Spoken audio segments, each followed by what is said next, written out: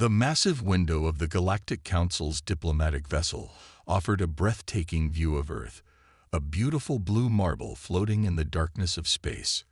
Ambassador Tom Reed stood straight, his military background evident in his posture as he adjusted the collar of his formal diplomatic uniform.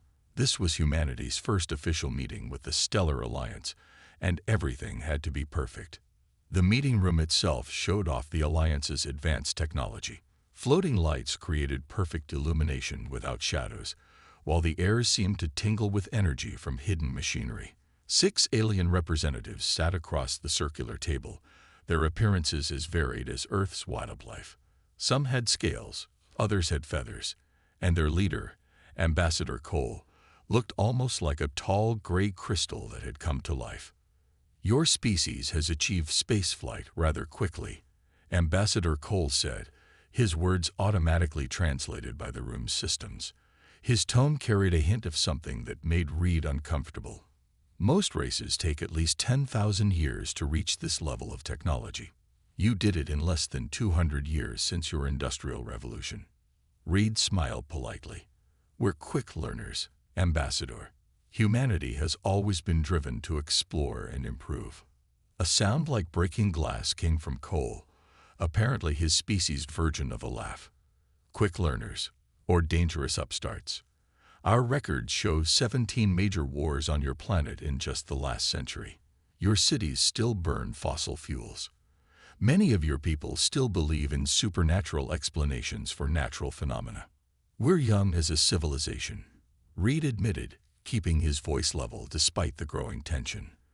"But we're growing and learning every day. We've already begun converting our cities to clean energy and our global peace initiatives." "Peace." Another crystalline laugh interrupted him. "Your species doesn't understand peace. You understand violence, competition, destruction." Cole's crystalline body shifted, creating rainbow patterns that the other aliens seemed to react to with concern. "We've been watching Earth for decades. Your entertainment broadcasts alone show your violent nature. Your children play games about war. Your most popular stories are about conflict." Reed felt his diplomatic smile becoming strained. "With respect, Ambassador, you're judging us based on a very narrow view. Humanity's capacity for violence is matched by our capacity for love, creativity, and growth. We've overcome countless challenges. Through force." Cole cut in. "Always through force. Even now, your military vessels circle your planet, watching us. Did you think we wouldn't notice? Those ships are defensive. Any sovereign nation would maintain." "Nations." Cole made the word sound like a disease. "Another primitive concept. The Alliance is beyond such things. We are unity, order, progress without chaos." He leaned forward, his crystalline form catching the light in a way that made Reed squint. "The Alliance has maintained peace across 12,000 star systems for 50 million years. We cannot allow a potentially dangerous species to threaten that peace." The temperature in the room seemed to drop. Reed felt the hair on the back of his neck stand up as he realized this wasn't just a diplomatic meeting. It was a threat assessment. "I don't like your tone, Ambassador," Reed said firmly. "If you're suggesting that humanity needs to be controlled, you should know that we don't respond well to threats." "It's not a threat, Ambassador Reed. It's a fact. The Alliance maintains order. Species that cannot maintain order themselves must be helped, for their own good and the good of all." Reed stood up slowly, his chair sliding back without a sound on the perfect floor. "Then this meeting is over. But let me leave you with a warning of my own, Ambassador. Humanity has faced extinction-level threats before. We're still here. The dinosaurs ruled Earth for millions of years, but they couldn't adapt to change. We evolved from small mammals that survived their extinction. We don't just adapt, we thrive on challenges." As Reed walked toward the door, Cole's translated voice followed him. "Evolution is messy, Ambassador. The Alliance prefers perfection." "That," Reed said without turning around, "is exactly why you'll never understand us. The door closed behind him with a soft hiss, leaving the alien representatives to ponder his words. None of them noticed the small smile on Reed's face. The Alliance had just made a classic mistake. They'd shown their hand too early. Officer Jack Thompson stared at his computer screen in the dimly lit control room of Earth Defense Command. His eyes were tired after 15 hours of analyzing satellite data, but he couldn't stop. Something wasn't right. "You're still here." A deep voice made him look up. Admiral Wells stood in the doorway, holding 2 cups of coffee. The older man's face showed the same worry lines that had deepened since the Alliance's diplomatic meeting 3 days ago. "Sir," Thompson straightened in his chair as the Admiral walked over and handed him one of the coffees. "Thank you. And yes, I found something strange in the satellite feeds." "Show me." Thompson pulled up several holographic displays, each showing different sectors of Earth's orbit. "These are the Alliance ships from last week," he said, pointing to green dots scattered around the planet. "And these," he added, making red dots appear, "are their positions now." Admiral Wells leaned closer, his coffee forgotten. "They're creating a net." "Exactly." Thompson typed quickly, making the display zoom out. "They're positioning ships at every major orbital path. They claim it's for diplomatic security. But look at this." He pressed another button, and lines appeared between the ships. "They've created perfect firing lanes. Any ship trying to leave Earth would have to cross at least 3 of their weapon ranges." "A blockade," Wells said quietly. "They're preparing for a blockade." "But why?" Thompson pulled up more data. "The official report says they have 20 ships here for diplomatic purposes, but I've detected energy signatures from at least 40 vessels. They're hiding half their fleet behind stealth systems." Wells put down his coffee and started pacing. "The Council won't believe this. They're too excited about alien technology and trade deals. Half of them think the Alliance is going to solve all Earth's problems." "Sir," Thompson hesitated, then continued, "I've also detected unusual energy readings from their ships. They're charging weapons, but trying to hide it. Based on the power signatures, they're not planning to disable our ships. These are planet-killer level weapons." The Admiral stopped pacing. "You're sure about this?" "Yes, sir. The data is clear. They're not here for diplomacy. They're preparing for war."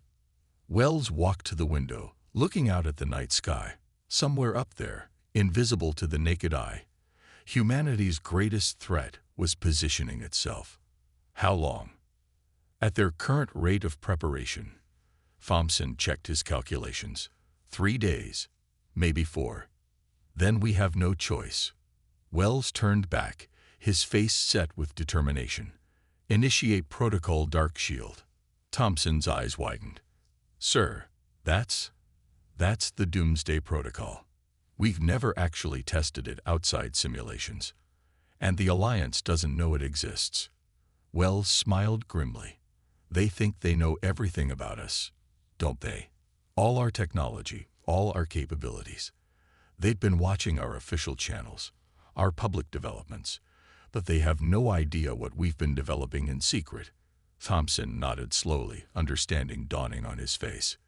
"The underground bases, the quantum defense grid, the AI-driven response systems." "Exactly."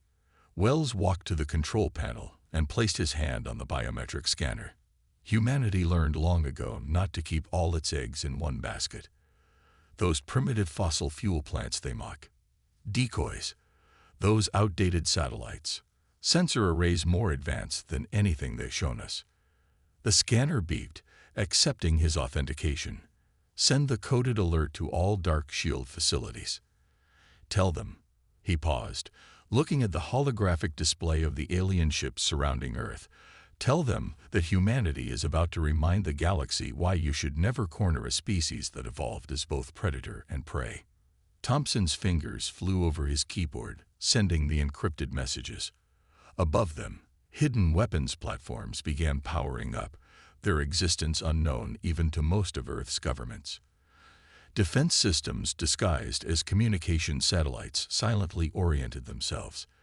Deep underground, experimental weapons that defied the Alliance's understanding of physics began charging. The Alliance thought they were dealing with a primitive species that needed to be controlled. In 3 days, they would learn just how wrong they were.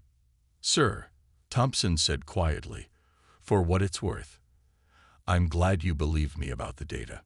Wells put a hand on the young officer's shoulder. "Son, humanity didn't survive this long by ignoring warnings. We survived by being ready for anything. And right now, we're the only ones who know we're ready for this." The attack began at dawn. Alliance warships appeared from behind their stealth fields, their weapons glowing with purple energy. They struck without warning, targeting what they believed were Earth's major military installations. Beams of light brighter than the sun streaked through the atmosphere. In the Earth Defense Command bunker, Admiral Wells watched calmly as dozens of red dots appeared on the main screen. Officer Thompson stood beside him, monitoring the incoming data. "Sir, they're targeting our surface bases," Thompson reported, "just as we expected." Wells nodded. "And our real facilities? Still undetected. The decoy bases are working perfectly. Their energy weapons are hitting empty buildings and holographic projections." Above the planet, Ambassador Cole watched from his command ship, his crystalline form gleaming with satisfaction. "Report," he ordered. "First wave successful," his tactical officer responded.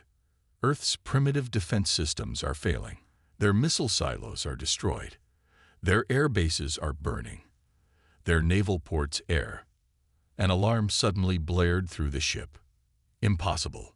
The tactical officer's tentacles waved in confusion. "New energy signatures detected. They're coming from inside the planet. Deep beneath the Earth's surface, in bunkers unknown to the Alliance, humanity's real defense grid powered up.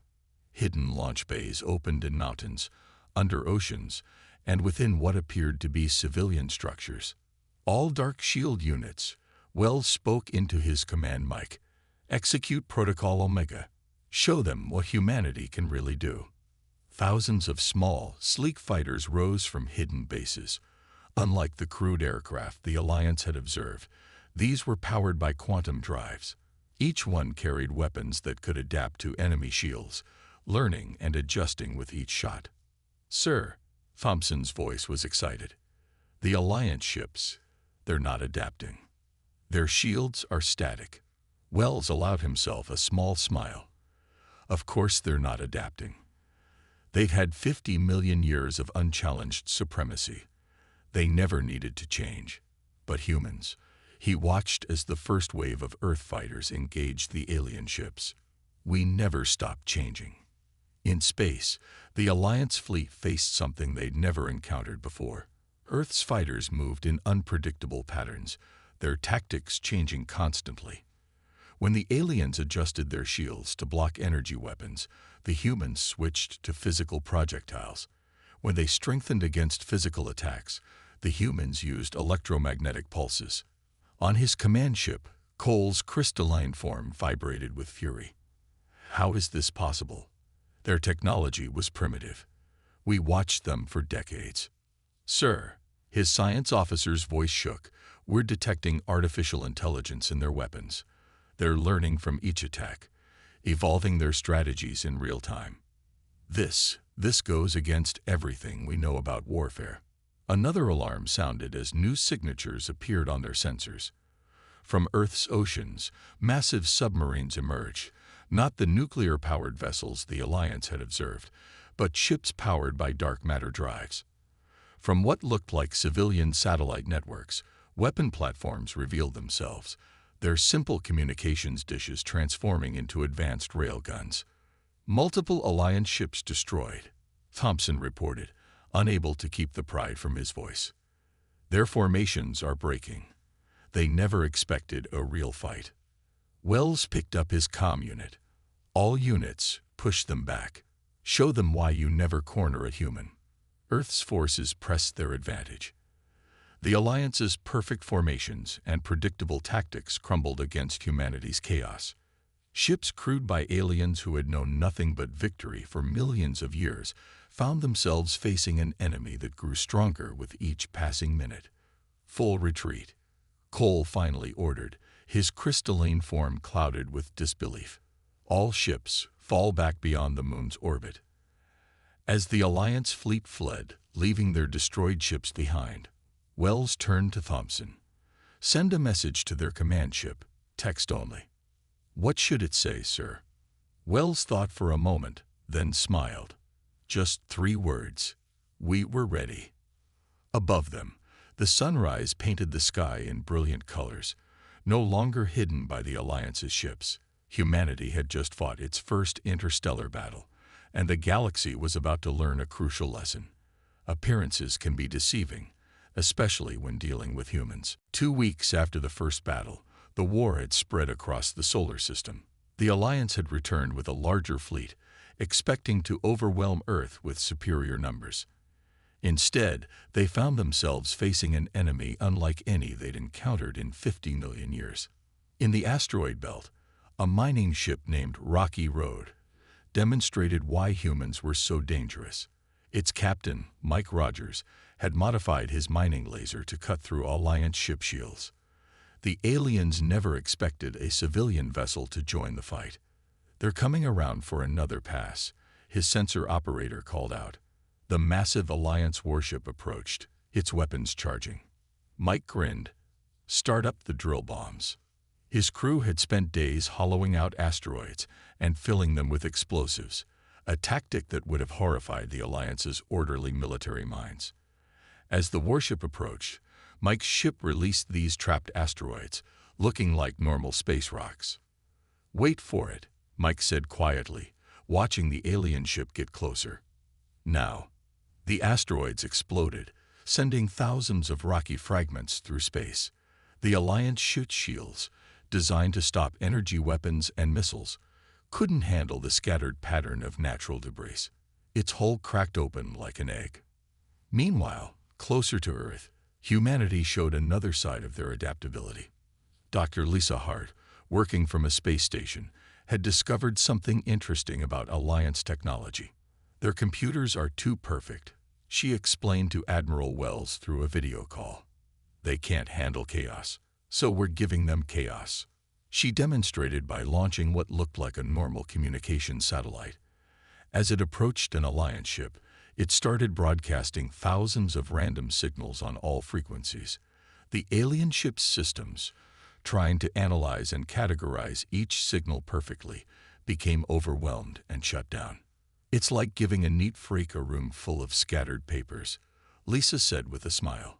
They can't help trying to organize everything, and it paralyzes them. Back in Earth Defense Command, Officer Thompson watched all these battles with growing understanding. Sir, he said to Admiral Wells, look at this pattern. Every time we use normal military tactics, the Alliance holds its own. But when we do something unexpected, they fall apart. Wells finished. Because they've forgotten how to adapt. They've been the strongest for so long, they never needed to think differently. The Admiral pressed a button, bringing up a galaxy map. Time to share what we've learned. Send this to all Earth forces. Don't fight like soldiers. Fight like humans. The effect was immediate. Across the solar system, human forces stopped trying to match the Alliance's perfect formations and started fighting creatively. Transport ships released clouds of paint to blind alien sensors. Engineers reprogrammed space debris to fly into Alliance engine exhaust ports. Someone even figured out how to hack the Alliance's translation systems, making their battle commands come through as food recipes. In his flagship, now pushed back to Saturn's orbit, Ambassador Cole received report after report of failures. His crystalline form had grown cloudy with stress. How? He demanded. How are they doing this? His tactical officer, watching another Alliance ship fall to what appeared to be a swarm of reprogrammed cleaning drones, shook his head. They're not fighting according to any known doctrine. Every ship, every human, seems to be thinking independently. There's no pattern to predict. That's impossible, Cole insisted. War has patterns, rules, structure. Not human war. A junior officer said quietly. When Cole turned to him, he explained, "I've been studying their history. Humans, they've never had one way of fighting. They adapt to every situation. They see problems as puzzles to solve, not obstacles to overcome." As if to prove his point, alarms began blaring. A human ship had somehow turned an Alliance communication relay into an improvised gravity weapon. 3 more Alliance ships fell into Saturn's atmosphere, pulled down by their own technology turned against them. Cole watched his perfect military machine fall apart in the face of human chaos and creativity. For the first time in his long life, he felt something new. Fear, not of human weapons or technology, but of human minds, unpredictable, adaptive, and absolutely refusing to quit. Captain Maria West stood on the bridge of the Earth ship Thunder, watching the massive Alliance fleet approach through the asteroid belt. This was humanity's last line of defense. If they failed here, Earth would be open to attack. They'd brought their dreadnought, her second-in-command reported. The Alliance's greatest warship, 5 miles long and built from living crystal, led their fleet. Its weapons could crack planets. "Good," Maria said, surprising her crew. "That means they're scared enough to bring out their best toys." She opened a channel to her small fleet of just 30 ships. "Remember the plan. We're not here to fight fair. We're here to win." The Alliance fleet moved forward in perfect formation, their ships arranged in geometric patterns that would have been beautiful if they weren't so deadly. Ambassador Cole stood on his dreadnought's bridge, confident in his overwhelming numbers. "Start the attack," he ordered. "Show these humans what real power looks like." Thousands of energy beams lit up space, turning nearby asteroids into dust. But when the light faded, the human fleet was gone. "Where are they?" Cole demanded. His answer came in the form of chaos. The human ships had hidden behind larger asteroids, and now they sprang their trap. But instead of attacking with weapons, they launched what looked like mining equipment. "Ignore those primitive tools," Cole commanded. "Focus on finding their ships." That was his mistake. The mining equipment wasn't meant to damage the Alliance ships. It was aimed at the asteroids themselves. Specialized drills and explosives broke up the space rocks in carefully planned ways. Maria watched from her hidden position as the first phase worked perfectly. "Now for the fun part," she said. "Start the magnetic pulse." Hidden devices activated throughout the asteroid field, creating powerful magnetic fields. The broken asteroid pieces, now charged with magnetic energy, began moving in patterns that looked random but were actually carefully calculated. Impossible. Cole watched as his perfect formation was disrupted by waves of magnetized rocks. Alliance ships had to break formation to avoid collisions, their shields wearing down against the constant impacts. But Maria wasn't done. "Phase 2, she ordered. "Release the nanobots." During the weeks of fighting, humans had collected debris from destroyed Alliance ships. They studied it, understood it, and then programmed billions of tiny robots to eat through the aliens' crystal technology. As the Alliance fleet struggled with the asteroid storm, clouds of microscopic machines attached to their ships. Everywhere they touched, the perfect crystal structures began to break down. "Our shields are failing," Cole's tactical officer reported in panic. "The humans, they're not just fighting us. They're taking our own technology apart." Maria's voice came over all channels. "That's right. We studied those ships you lost in the first battle. Beautiful technology. Perfect crystal structures. But you know what crystals hate? Changes in temperature." On her signal, human ships emerged from hiding, firing weapons that rapidly heated and cooled small sections of the Alliance ships. The perfect crystals couldn't handle the stress. Cracks appeared in their hulls. "The dreadnought," someone shouted. Cole's massive flagship was breaking apart, its crystal structure shattering as the nanobots and temperature changes did their work. "You see, Ambassador," Maria continued, her voice calm. "Humans have always known we're not perfect. So we learned to use imperfection as a weapon.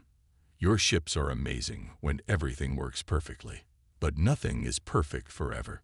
The Alliance fleet retreated in disorder, leaving their broken dreadnought behind. The perfect crystal ship, pride of their fleet, was now nothing but floating shards in space. In Earth Defense Command, Admiral Wells watched the battle's end on his screens. "Send word to all Earth forces," he ordered Thompson. "The tide has turned. The Alliance just learned that perfection isn't everything. Sometimes the best solutions are the messy ones."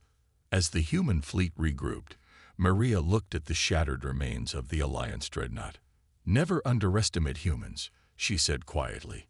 "We may not be perfect, but we never stop learning, never stop adapting, and never, ever give up." The captured Alliance ship floated in Earth's orbit, its crystal structure dimmed and lifeless. Inside, Officer Thompson moved carefully through the alien corridors with a team of scientists. After the great victory in the asteroid belt, this ship had surrendered instead of fighting, giving humans their first chance to study Alliance technology up close. "Look at this," Dr. Roberts, the lead scientist, called out. She stood in front of what appeared to be a computer terminal. "Their entire database is crystal-based. The information is stored in light patterns within the crystal structure." Thompson watched as she connected their translation device. "Can you read it?"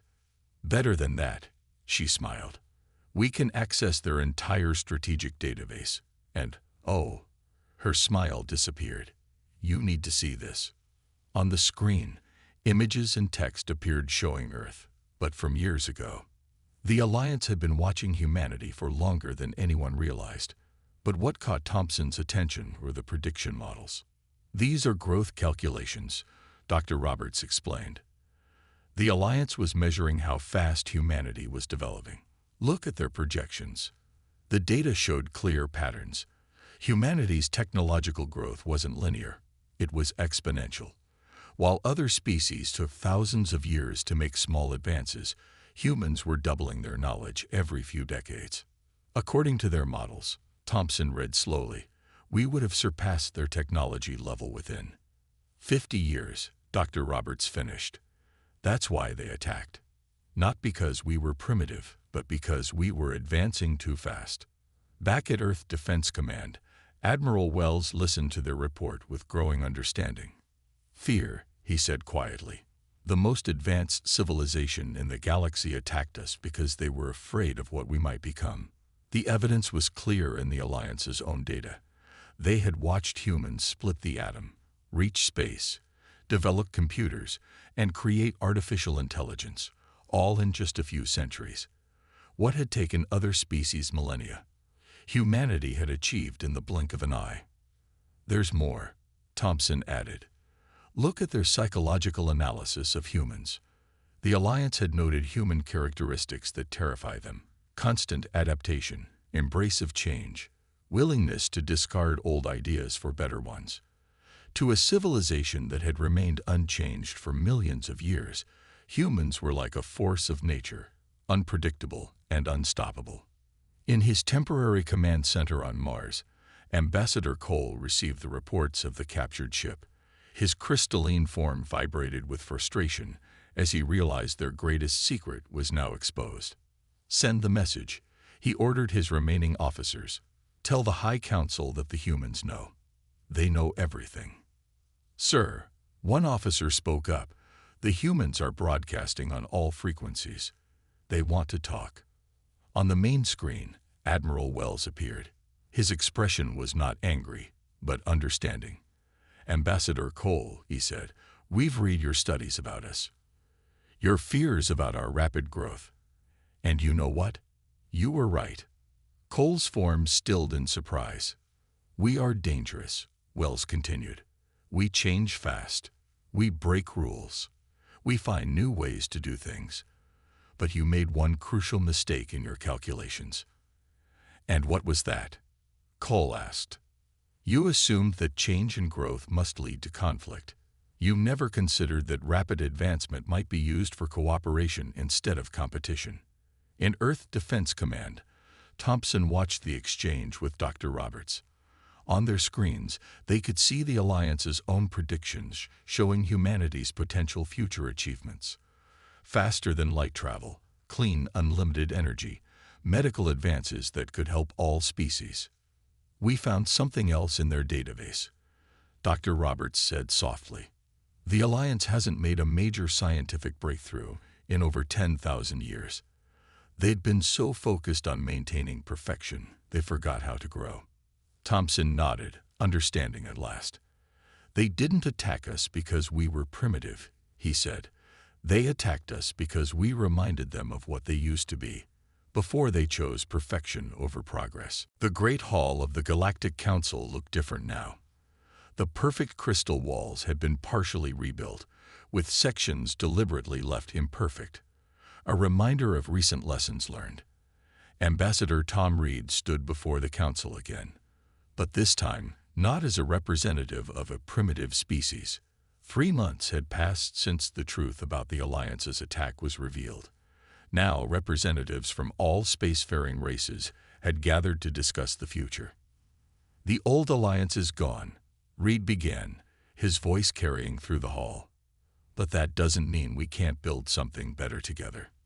In the front row, Ambassador Cole sat quietly.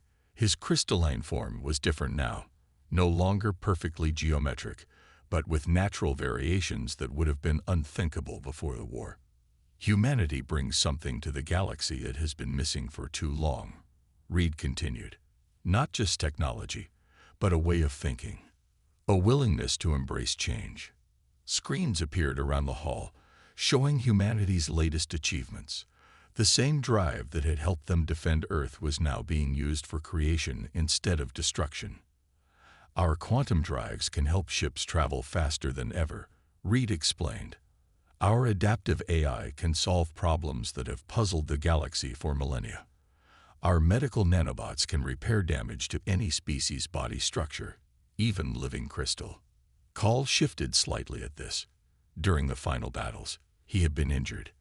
It was human medical technology that saved him, showing him firsthand that change could bring healing, not just destruction. But more important than any technology, Reed said, is what we learned from each other. The Alliance taught us the value of stability and long-term thinking, and perhaps we taught you something about the benefits of adaptation and change. Admiral Wells, standing at the back of the hall, smiled as he remembered the war's final days. After the truth was revealed, many Alliance ships had surrendered not in defeat, but in hope. They had seen in humanity a chance to break free from the prison of enforced perfection. We propose a new organization, Reed announced. Not an alliance that demands uniformity, but a federation that celebrates diversity, where each species contributes its strengths and helps others overcome their weaknesses. The hall erupted in discussion. Some representatives looked worried, others excited. Change was still frightening to many of them. You may be wondering why you should trust us, Reed acknowledged. After all, your own predictions showed humanity becoming more powerful than the Alliance within 50 years. Those predictions weren't wrong. He paused, letting that sink in. But strength doesn't have to mean domination. Humanity's greatest power isn't our technology or our adaptability.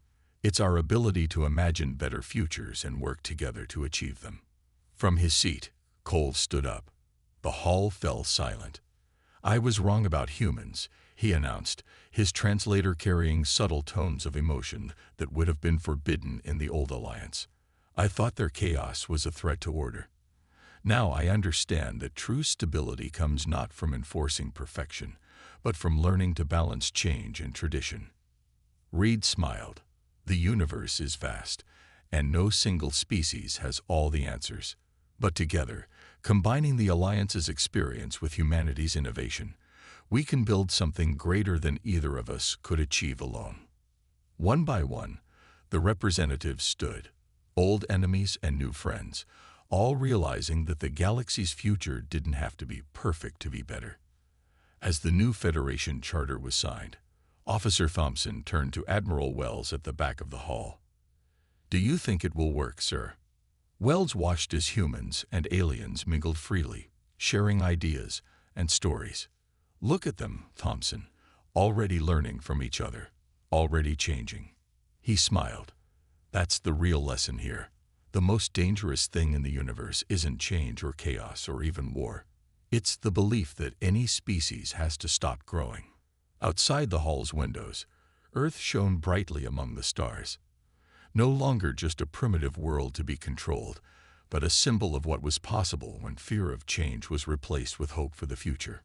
Humanity had proven itself not just in war, but in peace, and the galaxy would never be the same.